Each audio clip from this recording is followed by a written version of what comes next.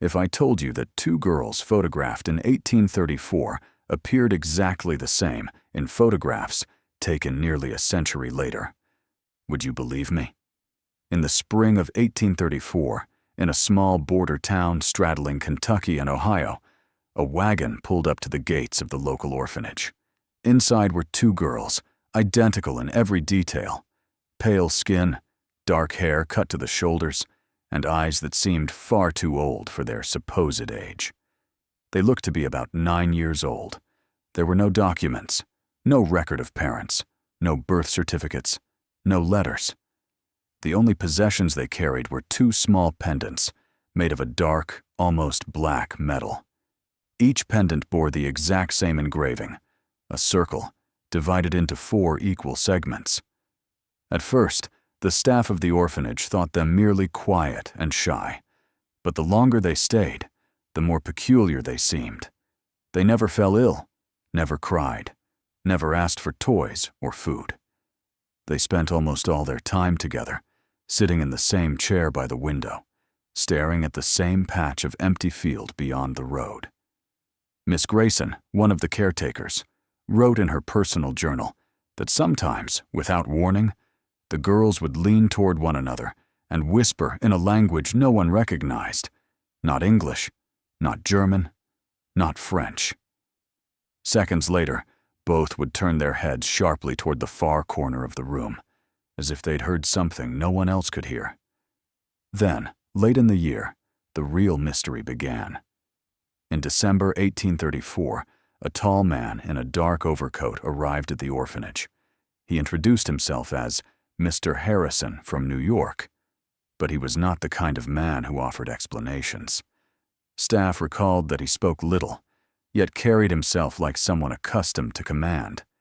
His coat buttons bore an unfamiliar insignia, not military, but official all the same.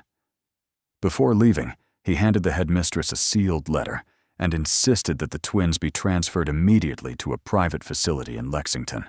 When she hesitated, he placed a pouch of coins on her desk and assured her the matter was already arranged. The girls left that very night. The letter itself was forgotten for more than a century. It resurfaced in 1972 in a dusty municipal archive box, wedged between unrelated property records. The handwriting was clear, the ink only slightly faded.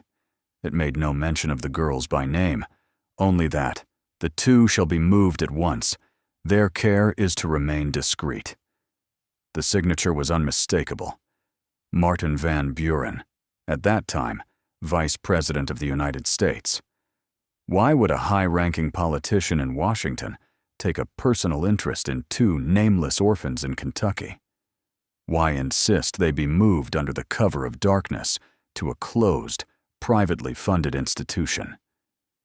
The trail grows stranger still.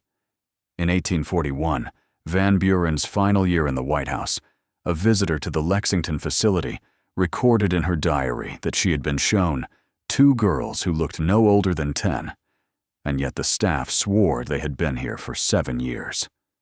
The description matched exactly. The same dark hair, the same unblinking stares, the same strange pendants. From that point on, their presence fades into rumor. A handful of references surface in local ledgers, deliveries to Ward Room 4, a physician's note about unusual cardiac rhythms, and, in 1855, a terse entry that reads only, "Removed to Northern Care." No photographs from this early period survive, or so it was believed. But in 1933, almost 100 years after their arrival in Kentucky, a photograph emerged from the estate sale of a former intelligence officer. It showed 2 women, seated side by side, in a dimly lit room. Their clothing was from the early 20th century, but their faces were unchanged from the sketches of 1834. Same eyes, same hair, same unbroken line of youth that should have been impossible. Around each of their necks hung a pendant, dark metal, circle divided into 4. The image was quietly purchased by a private collector. It has never been displayed publicly. Today, our investigation begins at that first moment. the arrival of the girls in 1834, and will follow their shadowed path across decades. From the dusty rooms of an orphanage on the Kentucky border, through political corridors in Washington, to the sealed archives of the 1930s. Because whatever bound them to that symbol has endured for generations. And the question is not how long they have lived, but whether they have ever left at all. In 1835, just months after the transfer of the twins to the private institution in Lexington, a local physician by the name of Dr. Jonathan Pierce was invited to conduct a full medical examination. Pierce was well respected in the region, a former military surgeon who had served during the War of 1812, known for his meticulous records and unwavering skepticism toward superstition. The request for his services came directly from the head administrator of the institution, with instructions that the examination be conducted privately and without the presence of other staff. The reason given was to avoid distress among the other children. But later notes in the institution's ledger suggest the administrator had been unsettled by the girls' apparent stillness. Pierce's surviving notes, preserved in his family's papers until they surfaced at auction in 1989, are both clinical and deeply unsettling. He wrote, "Physical condition, flawless. No signs of malnutrition, disease, or injury. Pupils react to light, yet remain unnervingly steady. Skin cool to the touch." But what caught his attention most were two anomalies he could not explain. Their pulse, measured carefully over several minutes, averaged 1 beat per minute, far too slow to sustain normal human life. Yet the girls appeared alert and unaffected. Their body temperature was precisely 94 point. Never varied, regardless of time of day, physical activity, or the ambient temperature in the room. Pierce performed the examination twice on separate days and obtained the exact same results each time. He noted in the margin, "No physiological precedent. They are not entirely like us." 1 week later, Dr. Pierce vanished. When neighbors broke into his home after 2 days without seeing him, they found the house undisturbed. No signs of struggle, no valuables missing. On his desk lay a single sheet of paper with 6 words written in a hurried, uneven hand. "They know what I have seen." His family insisted publicly that he had fallen victim to robbers along the road to Louisville. But the Lexington police report tells a different story. It records that, on the night of his disappearance, multiple witnesses claimed to have seen 2 girls in white dresses standing on the road outside his home. They did not move. They did not speak. They simply stood in the pale glow of the gas lamps, staring directly up at the second-floor windows of the doctor's study. By morning, they were gone. No trace of Dr. Pierce was ever found. His medical instruments remained neatly packed in their leather case, his bed unslept in. The pendulum clock in his hallway had stopped at precisely 2:04 a.m. In the decades since, this incident has been recognized as the first documented case in which contact with the twins preceded the unexplained disappearance of an adult. It would not be the last. Over the next several years, other names appear in scattered municipal notes, missing person bulletins, and half-buried diary entries. Tutors, caretakers, even a chaplain brought in to speak with the girls about spiritual matters. In nearly every case, the pattern was the same: private contact, a sudden absence, and a void in the official explanation. What the twins were, or what they carried with them, remained locked behind the high brick walls of the Lexington institution. Yet, if the accounts are to be believed, they did not need to leave those walls to reach beyond them. Witnesses would later claim that, at certain hours of the night, the air outside the institution would turn unnaturally cold, and the faint sound of 2 voices whispering in an unrecognizable tongue could be heard from the street. The girls themselves never aged, at least not in any way visible to the human eye. And those who came too close often ended up like Dr. Pierce, Missing, silent, and replaced only by an echo of their last words.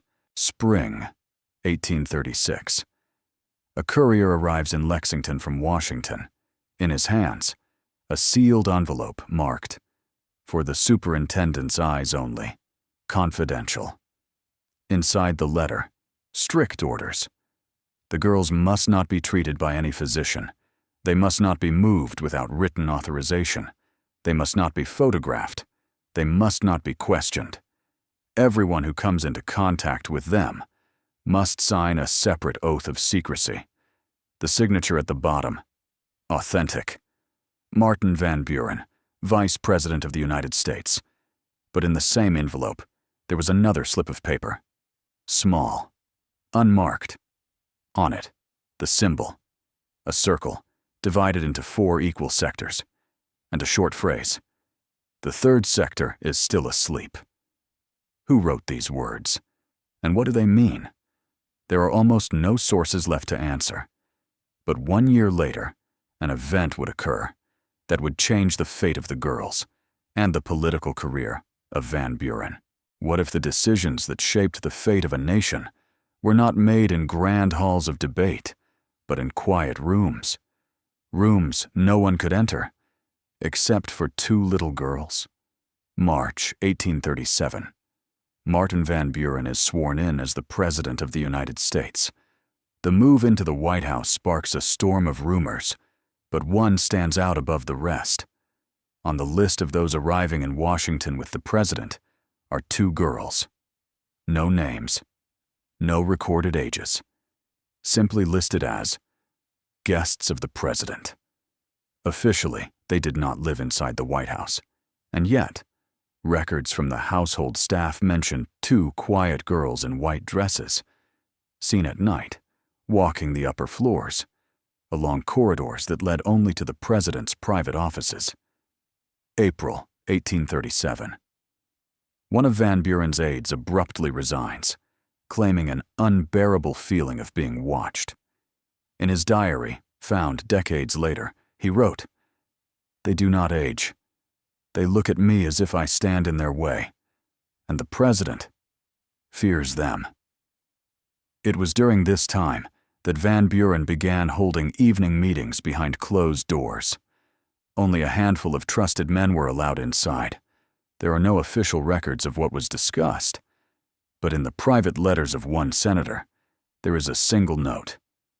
The President spoke of the circle. He says that without it, the country will fall. What role did the twins play in this so-called circle? The answer began to take shape in 1838, when a guest at the White House witnessed something he would later fear to even speak about aloud. What would you feel if, in the middle of a crowded room, the clock on the wall suddenly froze, and with it, the entire world stopped? Everything, that is, except for 2 human figures? It was October of 1838, and the White House was glowing with the warm light of chandeliers. The air was filled with the mingled sounds of music, clinking glasses, and the low hum of conversations in several languages. That evening, the President was hosting a reception in honor of an important foreign delegation. Diplomats, senators, businessmen, and military officers filled the grand halls. Among them was Edmund Lawson, a wealthy industrialist from Philadelphia, a man whose steel mills and shipping lines made him one of the most influential figures of his time. By his own later account, the night began like any other formal gathering. He shook hands with officials, exchanged pleasantries, and toasted to prosperity between nations. Yet, as the hour grew late, closer to midnight, he found himself growing restless. Seeking a moment of quiet away from the crowded rooms, Lawson slipped away from the reception and ascended to one of the upper floors in search of the President's private secretary. The corridor he entered was silent and dim, lit only by the pale glow of oil lamps. The polished wooden floor creaked under his steps. It was then that he noticed them. 2 girls, perhaps 9 or 10 years old, standing side by side, their backs to him. They wore simple white dresses, almost glowing in the lamplight, and their dark hair fell neatly to their shoulders. Something about their stillness felt unnatural, as if they had been standing in that exact position for far longer than a child ever would. Then, without warning, Lawson felt it. A sudden pressure in his ears, sharp and strange, like the shift in air when a train rushes past, or the moment one ascends too quickly into the mountains. He stopped in his tracks. The pressure deepened. The air itself seemed to thicken. And then, all sound was gone. Completely gone. The faint strains of music from below vanished. The murmuring of guests disappeared. Even the subtle hiss of the gas lamps fell silent. Lawson looked around in disbelief, and his eyes fell upon the tall grandfather clock that stood against the far wall. Its pendulum no longer swung. The brass hands on its face had frozen in place, marking the exact time. 11:58. It was as if the world itself had stopped breathing. The two girls shifted, slowly turning toward him in perfect unison. Lawson would later swear, though he never dared say it publicly, that their eyes glowed. Not with a bright or blinding light, but with a faint, cold luminescence. A pale blue, almost imperceptible, yet impossible to ignore. Their gaze was steady, unreadable, and carried the weight of something far older than their small bodies suggested. For what felt like an eternity, but could not have been more than a second, he stood frozen in place, locked in their gaze. And then, just as suddenly, they were gone. One blink, and the corridor was empty. The world rushed back in with an almost violent force. The ticking of the clock resumed, the pendulum swaying as though nothing had happened. From the reception below came the renewed sounds of laughter, music, and the clinking of glassware. Shaken to his core, Lawson stumbled back toward the main hall. He did not look for the president's secretary. In fact, he left the White House entirely, stepping out into the cool October air with the distinct feeling that he had seen something he was never meant to witness. He would never set foot in the building again. In the years that followed, in private letters to his eldest son, Lawson described that night only once, calling it a minute outside of time. He warned his son to beware the president's companions, for they are not of our world, and insisted that what he saw had nothing to do with politics and everything to do with something far more ancient.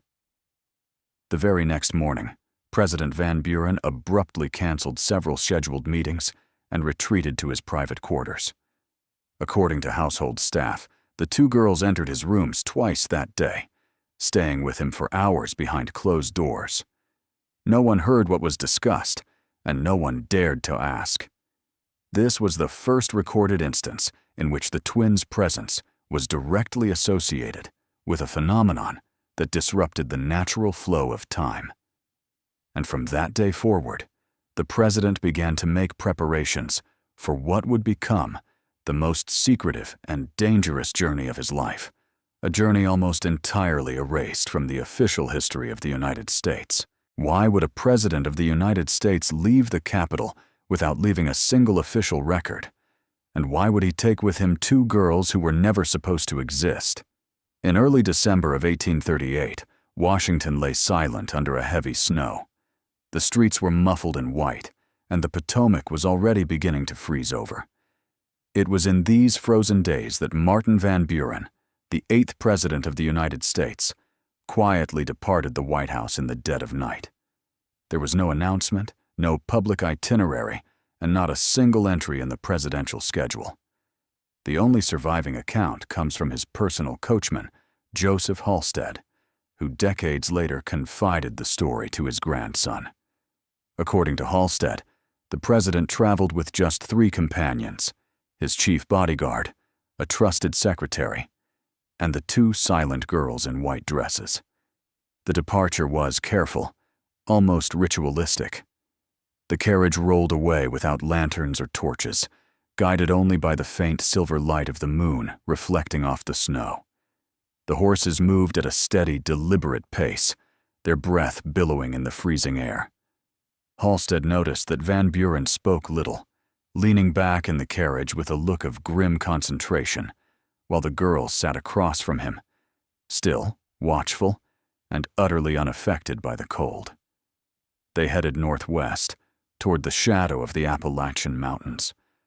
Halstead never forgot the feeling that they were avoiding main roads deliberately, cutting instead through half-buried tracks and narrow forest paths. On the third night, just before dawn, they arrived at an old estate hidden deep in the woods of Virginia.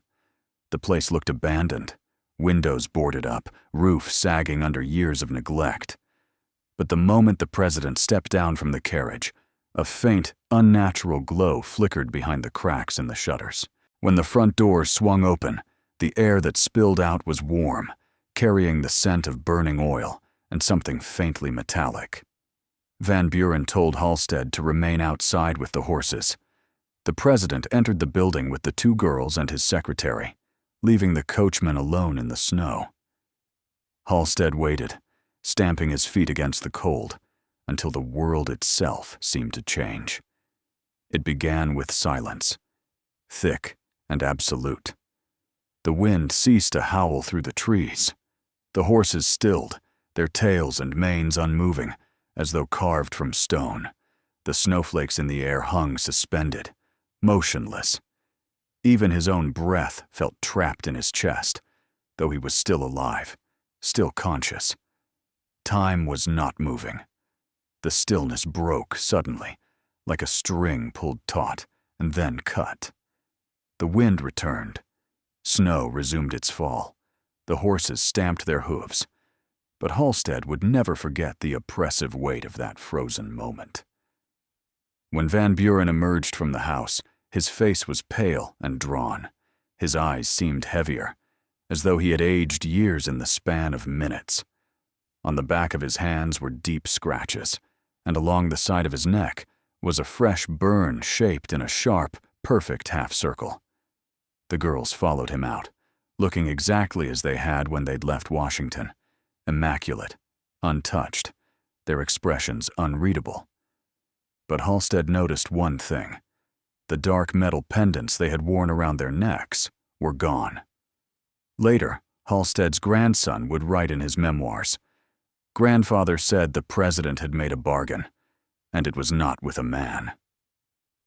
In the months that followed, Van Buren began pushing for a series of measures in Congress, laws granting the federal government sudden, unprecedented authority over certain Western territories. Historians have long puzzled over these policies, which seem to have no clear economic or political motivation. Yet, private correspondence from one senator hints at a different reason entirely. He wrote, "The president speaks of lands that must remain unseen. He calls them closed zones. I believe they are not for our people to enter. Ever." What truly took place inside that house in the Virginia woods remains one of the great, unrecorded mysteries of the presidency. But from that winter night onward, whispers began to circulate in political back rooms and in the private letters of powerful men, rumors of something called the Circle. They said it was not a society nor a political faction, but something older. An arrangement stretching across generations, one tied to disappearances, sealed archives, and symbols carved into the hidden places of government buildings. And only a few months after that secret journey, President Van Buren would face a choice, one that would forever alter his fate and the fate of the two girls who had walked into the snow with him and returned without their pendants. In June of 1839, the United States Congress passed a brief and seemingly insignificant piece of legislation, only 5 pages long. Officially, it concerned nothing more than the standardization of territorial land boundaries on certain federal holdings. On paper, it looked like a routine administrative procedure. But from the very moment the bill was signed, strange details began to surface. The first anomaly was in its publication. By long-standing tradition, any new federal law was to be printed in full in at least one major newspaper and distributed to the public. This time, however, only the first page of the bill appeared in the official bulletins, bearing nothing more than the title and the date of approval. The remaining 4 pages never appeared in print at all. They were instead sealed inside a heavy envelope, marked "Confidential," by order of the President, and locked away in the private safe of Martin Van Buren himself. The second oddity was the language within the hidden pages, at least according to the handful of people who later claimed to have seen them. Alongside dry legal phrasing were a series of precise geographical coordinates. But these coordinates did not correspond to any known administrative boundary or surveyed land division.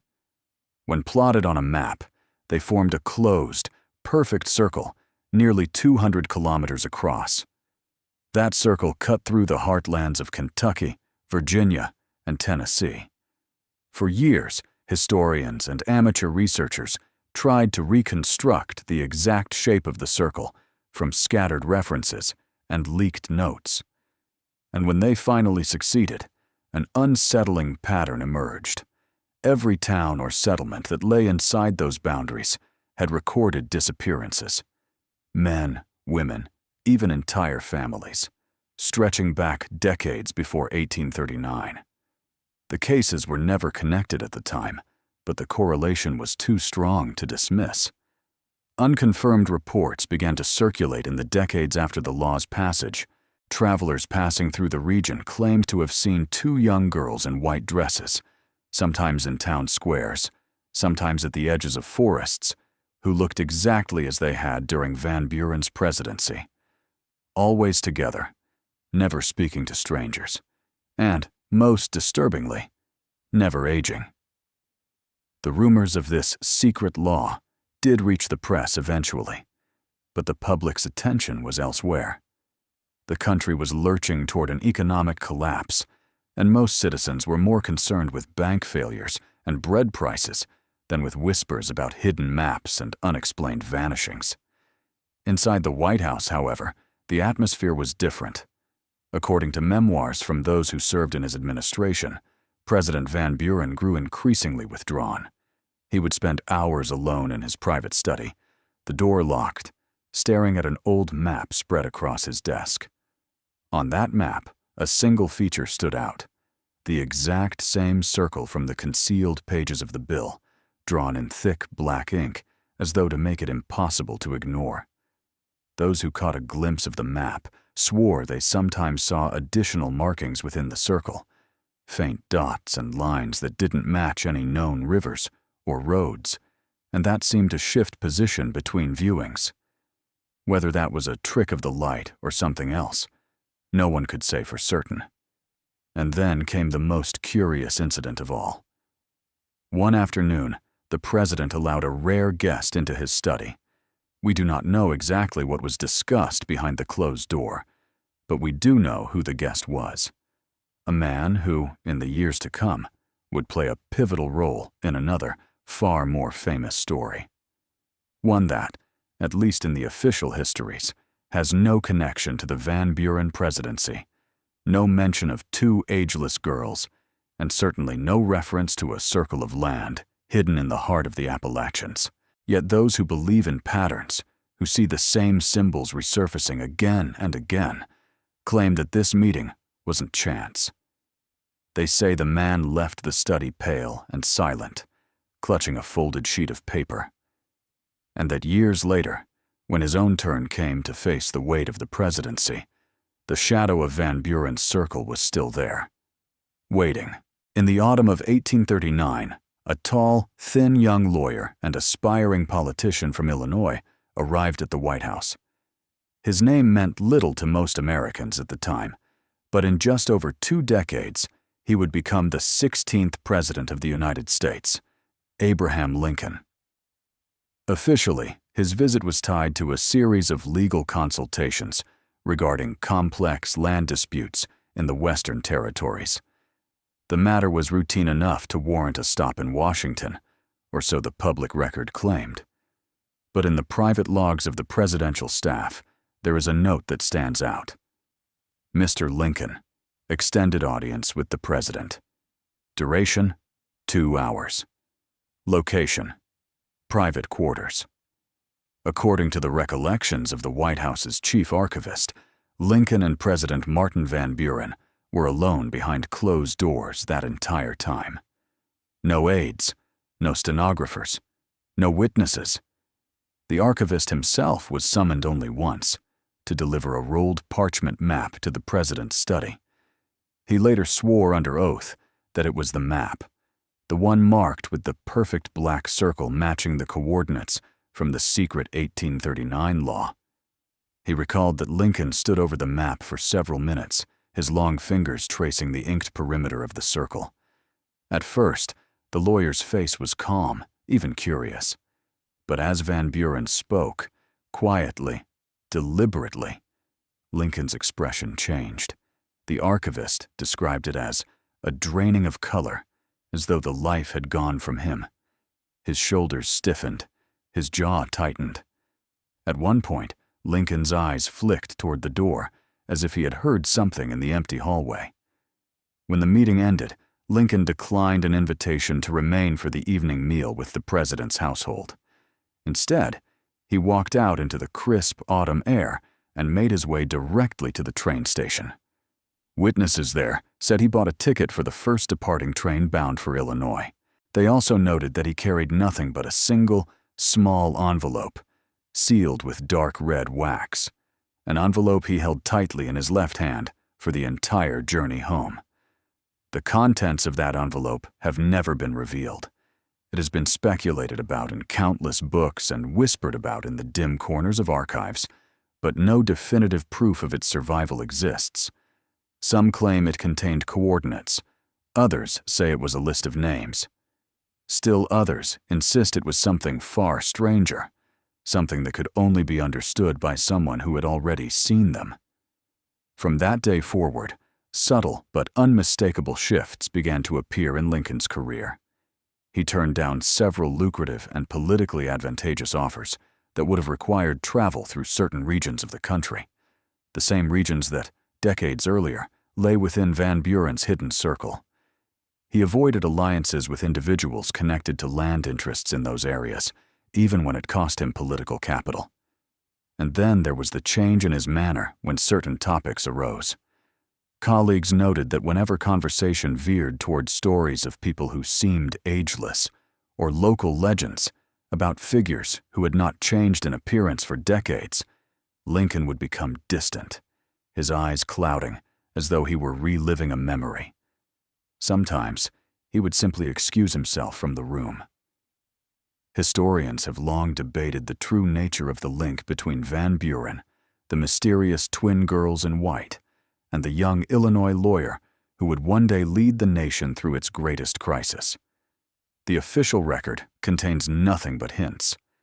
But in Lincoln's own private notebooks, written years later and rarely cited, there is a single line that may be the closest thing to an answer. "I have seen them, and I know they will return." That one sentence, simple on the surface, carries the weight of something deeper, something that could not be spoken aloud, even in confidence. And for those who believe in the enduring reach of the circle, it marks the moment when Abraham Lincoln was no longer just a man of the law, but a man who had looked into the eyes of whatever lay beyond it, and understood that it was not finished with him. In 1848, Martin Van Buren formally withdrew from public life, citing fatigue and a wish to spend his remaining years in quiet seclusion at his estate in Kinderhook, New York. Official statements painted the picture of an elder statesman retiring to tend his gardens and write his memoirs. But neighbors told a different story. From time to time, strangers would arrive at the estate under the cover of night. Always the same pair, a young girl and her exact mirror image. They would remain only for a short while, never longer than a few hours, and then vanish without a trace. No carriage was seen leaving, no footsteps in the snow, no farewells exchanged. It was as though they simply ceased to be there. By then, Abraham Lincoln was serving as a congressman in Washington. That same year, he received an unmarked package delivered to his private quarters. Inside was an old, worn map with a black circle inked over it, the exact same shape and coordinates Van Buren had once shown him years before. Alongside the map was a single folded slip of paper. It contained just one line. He no longer holds them back. Now, it is your turn. The sender's identity was never discovered, yet handwriting experts later noted something unsettling. Both the penmanship and the type of stationery matched those used in the presidential offices of the White House during Van Buren's term. Months later, Van Buren was dead. The official cause listed in public obituaries was pneumonia, but in the private medical notes of the doctor who attended him during his final days, a troubling sentence survived. Patient presence, with severe burns on the chest in the shape of a circle, refuses to explain how they were acquired. After his death, nearly all official references to the secret 1839 law vanished from federal archives.